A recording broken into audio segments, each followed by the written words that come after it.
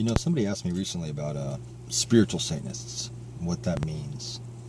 You know, honestly, that's a definition that I didn't really hear until I got into YouTube on about 2009-ish.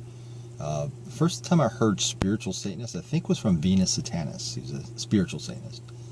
So she'd probably do better to actually ask this question, but since she's not here, I'll step in for her, in her place. What I gather is spiritual Satanist is kind of an alternative to, say, like an atheistic Satanist who's more of a LaVeyan Satanist, or even a theistic Satanist, you know, actually worships devils and demons and stuff.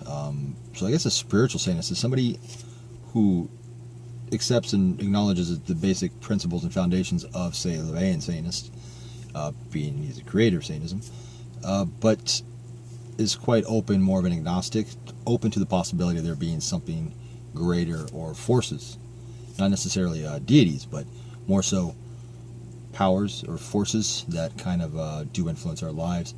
And I think spiritual Satanists also practice rituals and stuff like that. So I think that they're Satanists in a traditional sense, like a LaVeyan Satanist, but they're not as atheistic, so they're more open to the possibilities of forces and powers that they can possibly manipulate and call upon using rituals and magic.